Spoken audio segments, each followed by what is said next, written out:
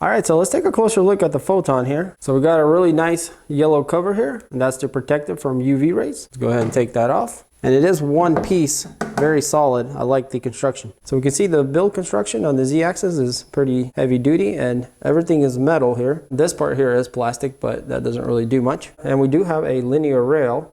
You guys can see the bearing there. Very nice solid piece of aluminum here. We've got the lead screw going down and the motors inside. And down there we have an optical sensor, and that's for the Z-axis in-stop switch. So the whole bottom base here is metal. Very nice. Metal brackets here. The tub is all plastic, but that should be fine. And our build plate, as we saw earlier, also metal, and nice that it's tapered. To the right of the printer, we have the power switch and the USB port. To the right, we just have venting. The back is also venting, power cord. And we do have some kind of sensor here, and I think this is for the cover. So this might have something to do if you raise the cover, it might not print, but we'll check that out. And on the front here, we have a nice 2.8-inch touchscreen display with the nice graphics and a Photon Mono logo underneath. And I do like the overall build construction of it. All right, so for the next part, what we need to do is a level of this build platform. And so we're gonna need to remove the tub, pull it out for now, grab the provided Allen wrench, and we're gonna loosen these 4 bolts for the build plate. So once you loosen them, it's going to just kind of move around up and down and side to side.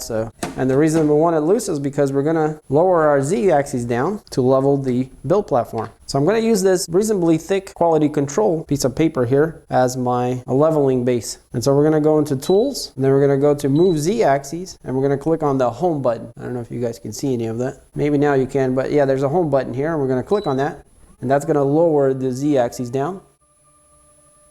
And it's just gonna fall right where it needs to go. And so right now this is homed, but since our build plate is loose, it can go up, down, you know, side to side. So what you want is you want it to sit flat. Kind of press it down just a little bit and tighten these 4 bolts on the sides. And the reason you want to put some pressure down on the build plate, not a lot of pressure, just so it's flat, is because you want it to be even when you tighten it up.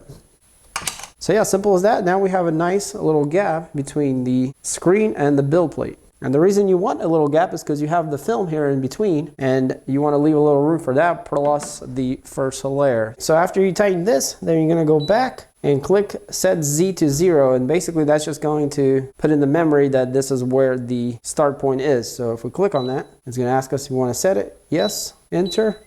And now we are finished with the bed leveling, and yeah, that was not very hard and pretty simple as you guys saw.